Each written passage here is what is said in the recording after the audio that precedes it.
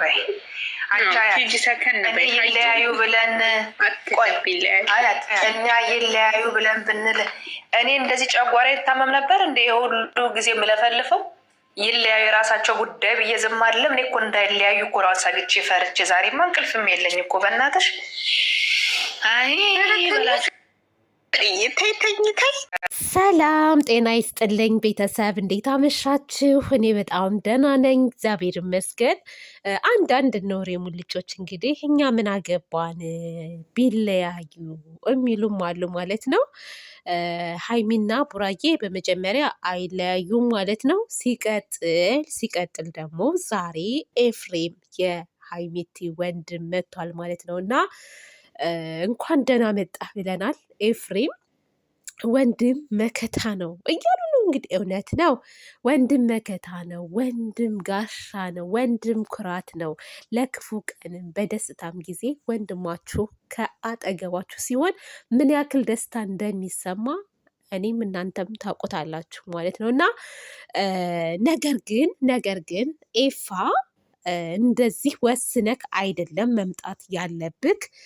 ስትመጣ በመጀመሪያ ከሀይሚቲ ጋር በስልክ እንደምታወሩ ምናምን እሷ ነገሩን አስተካክለዋለሁ ችግር የለም እንደምትልህ ስትናገሩ ነበረ እና ግን ማድረግ የነበረብህ ኤፋ ብሩኬን ነው ማግኘት ያለብህ። ብሩኬን አግኝተህ አናግረኸው ምናምን ያለውን ነገር ከዛ በኋላ ብሩኬ የማይሰማ ከሆነ ነበረ እህትህን ይዘሃት ከቤት መውጣት የነበረብህ እንጂ ከእሷ ጋር አውርተህ ምናምን ከዛ ድንገት መተህ ከቤት ነይ ውጪ ምናምን እንደዚህ እየተደረግሽ መኖር የለብሽም ብለህ ይዘህ መውጣትህ ትክክል አይደለም ብዬ አስባለሁ። ምክንያቱም በቃ እርቅ እንዲፈጠር ቢያንስ እነ ጋሽዬም ገብተዋል እነ ሙሽዬም ገብተዋል እዚህ ነገር ላይ። ደግሞ አንተ ወንድሟ መተሃል አይደል እንዴ? መተህ ሁለቱንም ቁጭ አድርገህ ከዛ በፊት ወይም ብሩኬን ማናገር ምናምን እንጂ ከሀይሚ አይተህ ከሀይሚ ሰምተህ እንደዚህ አይነት ውሳኔ ወስነክ መተህ ይዘህ መሄድህ እኔ ትክክል ነው ብዬ አላስብም ቤተሰብ። ምክንያቱም ወንድም ማለት አስታራቂ እንጂ አለያይ አይደለም። በነገራችን ላይ ከሁለቱም ጋር ሆኖ ሰምቶ አይቶ ሁለቱንም አናግሮ ያ ወገን የማይሰማ ከሆነ አንደኛው ወገን የማይሰማ ከሆነ ከዛ በኋላ ኖ በፍጹም እህቴማ እንደዚህ ስትሆን ማየት አልፈልግም ብሎ ይዞ ብሄድ ችግር የለውም። ግን ኤፋ ዛሬ ላይ እኔ ትክክል ነው ብዬ አላስብም ይዞ መሄዱ። ምክንያቱም ለማስታረቅ ማናገር አለበት፣ ብሩኬን ማናገር አለበት። ቀላል ነገር ነው እንዴ? እኮ ቀላል ነገር አይደለም እውነት ለመናገር አይደለ? በዛ ላይ ደግሞ ማለት ነው ቤተሰብ ጣልቃ መግባት የለበትም እውነት ለመናገር። ምክንያቱም ሀይሚ እራሷ ታውቃለች የሚጎዳትንም የሚጠቅማትንም። ሀይሚ እየተደበደበች ወይንም እየተገፋች ሰዎች የሆነ ነገር እያሏት የመኖር ግዴታ አለባት ብዬ አላስብም። ምክንያቱም ነገሮችን ለማስተካከል ለመፍታት ይመስለኛል አይደል እንዴት ተቀመጠችው። ሶ አንተ ደግሞ እንደ ወንድምነት እንደ ታላቅነት ገብተህ ነገሩን ለመፍታት ነው እንጂ ነገሩን ለማባባስ አሁን ከዚህ በኋላ ይብሳል። ለማየት ያብቃችሁ። ከዚህ በኋላ ነገሩ ይብሳል። አንዴ በብሩኬ ቻናል ይለቀቃል፣ አንዴ በኤፍሬም ቻናል ይለቀቃል፣ ከዛ በሀይሚ ይለቀቃል፣ ከዛ ደግሞ ወያች ትመጣለች ምናምን። ከዚህ በኋላ እንደውም ማለት ነው ነገሩ አይበርድም፣ ቤተሰብ አይበርድም። የኤፋ አመጣጥ እንዲበርድ ሳይሆን ነገሩ እንዲጋነን ነው የሚያደርገው። ውዶቼ መቶ አለሁልሽ እህቴ ያላትን ብቻ አይደለም ኖ እንደዛ ማለቱ ጥሩ ነው ከጎና መሆኑ ጥሩ ነው። ግን ለማስታረቅ ነው መሞከር ያለበት።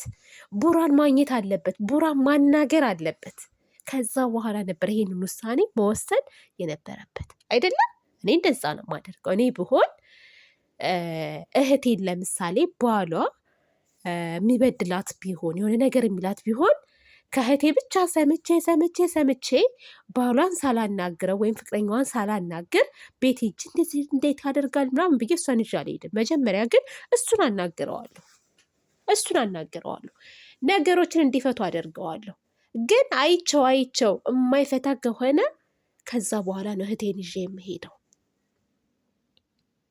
እንደዛ ነው የማደርገው። እርግጠኛ ነኝ ብዙዎቻችሁም እኔ በምለው ነገር ትስማማላችሁ ብዬ አስባለሁ። አሁን ሀይሚን ጋር ለምን መጣ ምናምን የሚለውን ነገር አይደለም ብን እንኳን ደህና መጣ።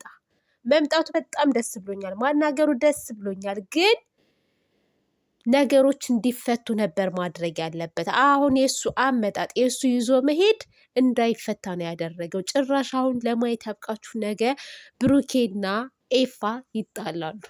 ለምን ይዛት ሄድክ? ለምን እንዲህ ተብሎ ሌላ ቡጥቡጥ ይጀመራል። ወይ በቡራ ወይም ደግሞ በኤፍሬም ቻናል ይለቀቃል ማለት ነው። ይሄ ነው በቃ እንግዲህ ከዚህ በኋላ ለማየት ያብቃችሁ፣ ለማየት ያብቃችሁ። ትክክለኛ ግን እንደዚህ ማድረግ የለበትም ብዬ ነው የማስበው እኔ። ማስታረቅ እሱ ሳይመጣ እንሄድ እያላት እኮ ነበር። ልብስሽን ያዥ ምናምን በቃ ቶሎ በይ እያላት ነበረ አይደለ? እሷ እንደውም ተወው እኔ ፈተዋለሁ ችግር የለውም ምናምን እያለችው ነበር። እና ተናግሮን ይዟት የሄደው እና ይዞ መሄዱን ምናምን አትደግፉት። እውነት ለሁለቱ ሰላም የምትመኙ ሰዎች፣ ለሀይሚቲም ለቡራም ሰላም የምትመኙ ሰዎች፣ አንድነትን የምትመኙ ሰዎች ኤፋ ይዞ መሄዱ ነገሩን ያጋንነዋል እንጂ አያበርደውም። እውነቴን ነው ምንም ነገር ማለት ነው። እና ማስታረቁ ነው ጥሩ ነው ብዬ የማስበው። በቃ ሁለቱን ቁጭ አድርጎ ማናገር። ጋሼን አላያችሁትም እንዴ? ጋሼ እኮ ብቻውን አልነበረም ሀይሚን ሲያናግራት የነበረው። ብሩኬን ቁጭ አድርጎ እሷም ስታጠፋ እየተቆጣ ቡራም ሲያጠፋ እየተቆጣ እንደውም ልጁን ነው ብዛት ጫና ሲያደርግባት የነበረው ማለት ነው። ይሄ ምንድን ነው? ሰላም እንዲወርድ ማለት ነው። አንድ ቀን አናግሮ ሳያቅ ኤፍሬም አንድ ቀን አናግሮ ሳያቅ ዛሬ መቶ ይዟት ሄደ ሀይሚቲ። ስለዚህ ማለት ነው ኤፋ ሊያጋግል እንጂ የመጣው ሰላም እንዲወርድ አልመጣም። ሀይሚት አሁን እኮ ይዟት ቢሄድም ነገ ይገናኛሉ፣ ተነገ ወዲያም ይገናኛሉ፣ ከዛም ይገናኛሉ። ምኑን ይዟት ሄደሽ? ምኑን ይዟት ሄደ? እንደውም ማድረግ ያለበት ምንድን ነው? ሁለቱንም ማናገር፣ ነገሩን መፍታት፣ ወይንም ደግሞ እናብሳላትን እዛ የምታለቅሰዋን እዩን ማስቆም፣ መቆጣት። እንደዛ ነው። እኔ ግን አልተዋጠልኝም። ኤፋ የመጣው የሆነ ነገር ሊል ነው የመጣው። ለማየት ያብቃችሁ። ደግሞ በሂደት እናየዋለን።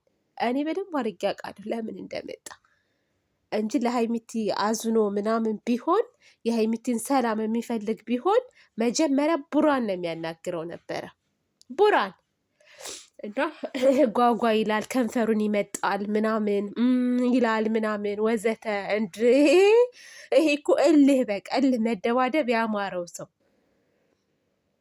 መደባደብ ያማረው ሰው እና ለማንኛውም ውዶቼ ማሮቼ በሌላ ቪዲዮ እስከምንገናኝ ድረስ መልካም ጊዜ ይሁንላችሁ። ለቤት አዲስ የሆናችሁ ላይክ፣ ሰብስክራይብ በማድረግ ቤተሰብ እንድትሆኑ በአክብሮት ጠይቃለሁ ማለት ነው። ባይ ባይ ባይ።